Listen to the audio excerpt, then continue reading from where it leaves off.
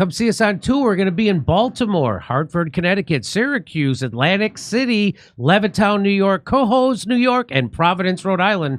Go to jimmydore.com for a link for tickets. Welcome back to the show. We have two of our favorite guests, Alexander Mercouris and Alexander Christoforou. Oh, gosh, I think I got it. The co-hosts of the Duran, everybody's favorite show, a popular online news channel providing unique insight into a range of geopolitical issues. Welcome back to the show, Alex and Alex. Well, we're delighted to be here, and thanks for the invitation, and we're very pleased to be here. It's good to see you. Thanks for having us on, Jimmy. Shout out to your wife, Alexander. Oh, absolutely. She's watching, I think. That definitely is. Well, it's really fortuitous that I have you on today because of what happened just a few moments ago at the White House. Zelensky, the second most entitled panhandler in the world, next to Netanyahu, failing proxy who aligned with the losing power mafia in Washington, has finally crashed into the hard rocks of reality. And here, let's watch what happened. I'm talking about the kind of diplomacy that's going to end the destruction of your country. Yes, but if you are not strong... Mr. President, with respect, I think it's disrespectful for you to come into the Oval Office and try to litigate this in front of the American media. Right now, you guys are going around and forcing conscripts to the front lines because you have manpower problems. You should be thanking the President for trying to bring an end to this conflict. Have you ever been to Ukraine that you say what problems we have? I have been to. Come once. I've actually watched and seen the stories, and I know what happens is you bring them on a propaganda tour, Mr. President. Do you disagree that you've had problems bringing people into your military? We have problems. And do you think that it's respectful to come to the Oval Office of the United States of America and attack the administration that is trying to prevent the destruction of your country? A lot of questions. Let's start from the beginning. Sure. First of all, during the war, everybody has problems. Even you, but you have nice ocean and don't feel now, but you will feel it in the future. God bless. You don't know that. God bless. God bless. You will not have a war. Don't tell us what we're going to feel. We're trying to solve a problem. Don't tell us what we're going to feel. I'm not telling you. Because you're in no position to dictate that. Remember this. This looks like that show Intervention where they give drug addicts interventions, isn't it? I thought Trump and Vance were each going to read intervention letters. Dear Voldemort, your addiction has hurt me in the following ways. Okay, here we go. You're in no position to dictate what we're going to feel. We're going to feel very good. You will feel influence. We're going to feel very good and very strong. You will feel influence. You're right now not in a very good position. You've allowed yourself to be in a very bad position, and he happens to be right about it. From the very beginning of the war. You're not in a good position. You don't have the cards right now. With us, you start having cards. Cards. Right now, you don't. Yeah, you're playing cards. Mr. President. You're playing cards. Serious. You're gambling with the lives of millions of people. You're gambling with World War III. You're gambling with World War III. And what you're doing is very disrespectful to the country, this country. It's back to you. Far more than a lot of people said they should have. Have you said thank you once? A lot of times. No, in this entire meeting, you said thank you. Even today. You went to Pennsylvania and campaigned for the opposition in October. Offer some words of appreciation for the United States of America and the president who's trying to save your country. President Zelensky, with all due respect, you're not Benjamin Netanyahu, and you don't have files and files of blackmail on us. We have it on you. So now there it is. We get to watch phase 2 of Zelensky's association with us. That involves him no longer being the good guy as he becomes the strongman thug from the foreign country that we thought we believed in a couple of years ago, but now we're told is our enemy. Let me throw it to the Alexander and Alex. What do you mean? That is remarkable, isn't it? Well, it was coming. I mean, if you've been following the events of the last couple of weeks as closely as we have done, it was absolutely coming, because what has happened, or at least as we can see it, is that Trump came in. He thought he would make peace. He was trying to make peace. He was trying to broker a settlement in Ukraine. He's got all kinds of reasons for wanting to do that. He wants to focus on China, maybe. He wants to focus on the United States itself, maybe. He's got his own problems politically with the people he's trying to throw out of office. Whatever his reasons, he wanted to achieve peace.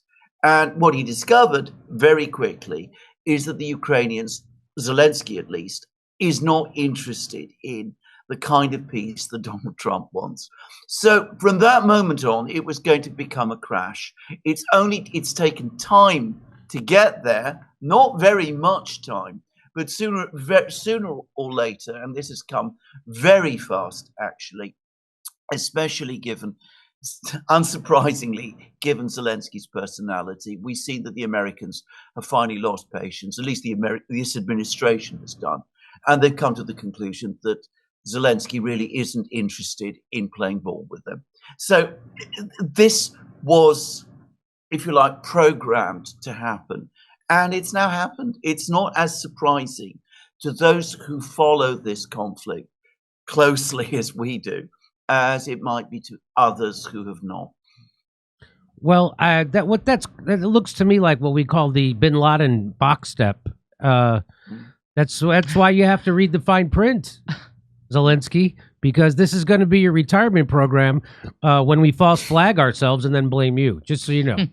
Alex, what do you have to say about that extraordinary scene at the White House today? Yeah, Lindsey Graham came out a few moments ago and said that Zelensky should resign. Lindsey Graham. Lindsey Graham. He said he should resign, or he should make up or apologize or something like that. But he said he should resign or he should make up. Yeah, wow. Lindsey Graham. Yeah, so I mean, it's pretty incredible what happened. He came into the Oval Office. He was underdressed for perhaps the biggest meeting of his life, of his country's life, and Vance made some very valid points. Vance called him out. He said, "Look, when people come and visit you, we understand that it's all propaganda. It's all set up." And Vance told him, "I've seen the videos. I know that you're taking people up off the streets. I know you're sending them to the front line. I know that you're losing men. We know that you're losing the war. Without us, you're going to lose the war in 2 weeks top," Trump told him. And Zelensky just couldn't accept that. And he didn't say thank you to the United States, and Vance called him out on that. And the whole thing just spiraled out of control. It's like he's got that cokehead arrogance that has destroyed every relationship in his life, but he doesn't think the problem is him. That's what it looks like to me, right? We've been saying on Duran for about 3 years now, me and Alexander, the problem with Zelensky is that the more you put him out to speak in public, the more people dislike him. Yeah. Keep him scripted, keep him in front of a green screen, but the more he speaks and people actually listen to him, the more you end up disliking the guy. I mean, and here people thought Elon Musk's kid was poorly behaved in the Oval Office. I mean, it's I mean, that was the most poorly managed press conference, or whatever you want to call that, by a foreign leader I've ever seen in my life. I mean, and the country is so, I tweeted this out, that the country is so corrupt that it's actually weird to hear a president of the United States talking about peace instead of more war. That's go ahead. Absolutely true. But of course, it's not the first time this has happened in that respect, because America has often found that when it starts losing interest in its wars, its proxies are not so keen. So, Thieu in Vietnam wasn't happy about the fact that the Americans started talking to the Vietnamese, the North Vietnamese. Al Ghani in Afghanistan didn't like the fact that America was talking to the Taliban. The difference was those people knew how to put on a smiling face. They could have come to the White House. They would be properly dressed, exactly as Alex says. They would put on smiles. They would be grateful to the president. They would appear, warm embraces, hugs, friendship, that kind of thing. But Zelensky, well, you could call it honest in a way. He didn't put on that performance. He's become so, I think, intoxicated by the receptions that he's been receiving over the last 3 years that, he just couldn't contain his anger, and his fuming, and his resentment, and it just burst out, and we saw the effect. And I think he's, politically speaking, a dead man walking. I don't imagine he's politically in a position to retrieve this. And I think that in Ukraine itself, people will be watching this. I mean, even, the sort of pro-war people will be watching this with horror. I mean, didn't you were saying before we went to air about what Zelensky's doing on Twitter right now? Could you tell people? Yeah, he's having a meltdown on Twitter, it seems. I mean, if you go to his replies on X, he's basically saying thank you to all of the mostly European leaders, European officials that have come out to support him. So the Europeans are coming out and they're supporting Zelensky in this whole affair. And he's sending 20, 30, 40 posts on X just saying thank you for your support. Thank you for support. Just saying that over and over again to all of the European leaders who are telling him that we stand with Ukraine. You're not alone, Zelensky. You're not alone. I can't believe what happened, what Trump did to you. And he's just 30, 40, 50 tweets in succession. So, what would make this even sweeter is if Trump told Zelensky that he had to investigate Hunter Biden's Burisma job. That would be, he's sitting there, and he should have that thought in his head, like, shit, maybe I should have investigated that Burisma thing, maybe.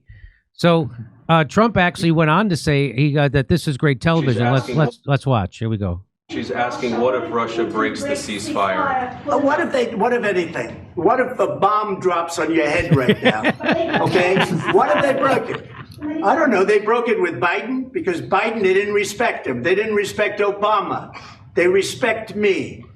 Let me tell you, Putin went through a hell of a lot with me. He went through a phony witch hunt where they used him and Russia. You ever hear of that deal? That was a phony Hunter Biden, Joe Biden scam. Hillary Clinton, Shifty Adam Schiff. It was a Democrat scam. And he had to go through that. And he did go through it. We didn't end up in a war. And he went through it. He was accused of all that stuff. He had nothing to do with it. It came out of Hunter Biden's bathroom. It came out of Hunter Biden's bedroom.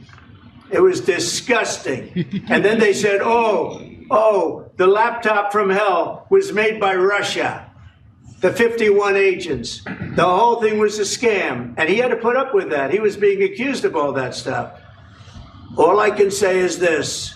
He might have broken deals with Obama and Bush, and he might have broken them with Biden. He did, maybe. Maybe he didn't. I don't know what happened. But he didn't break them with me. He wants to make a deal. I don't know if you can make a deal. The problem is I've empowered you to be a tough guy. And I don't think you'd be a tough guy without the United States. And your people are very brave. But you're either going to make a deal or we're out. And if we're out, you'll fight it out. I don't think it's going to be pretty, but you'll fight it out. But you don't have the cards. But once we sign that deal, you're in a much better position. But you're not acting at all thankful. And that's not a nice thing. I'll be honest, that's not a nice thing. All right, I think we've seen enough. What do you think? What's this negotiation? I like how he says you're not being thankful, and Zelensky does a little coke sniff on the nose. I don't know if you saw that. That was pretty. That's when the director should shout "cut," and then everybody bursts into applause on the set. That's where. Okay, you're not being thankful. Cut. All right. There's a little more to this. He goes on. No. Yes. I'm not aligned with Putin. I'm not aligned with anybody. I'm aligned with the United States of America and for the good of the world. I'm aligned with the world. And I want to get this thing over with. You see the hatred he's got for Putin. It's very tough for me to make a deal with that kind of hate. He's got tremendous hatred. And I understand that, but I can tell you the other side is exactly in love with. To me, that's the sweetest cherry on top, is to watch Trump talk about the guy like he's not even there. Yes. He's just some idiot, and he's sitting right there, and Trump's talking to him about him like he's not even there. This almost makes up for the utter embarrassment with the Epstein files, but not quite. But here we go. There's more to this. Him either. So it's not a question of alignment. I'm aligned with the world. I want to get the thing set. I'm aligned with Europe. I want to see if we can get this thing done. You want me to be tough? I could be tougher than any human being you've ever seen. I'd be so tough. But you're never going to get a deal that way. So that's the way it goes. I wish Trump just would physically just spank him. That would be hilarious. I mean, I guess he can't just start physically spanking Zelensky, mainly because Lindsey Graham would start jerking off in the corner. But anyway, come on. Oh, come see us on tour. We're going to be in Baltimore, Hartford, Connecticut, Syracuse, Atlantic City, Levittown, New York, Cohoes, New York, and Providence, Rhode Island. Go to jimmydore.com for a link for tickets.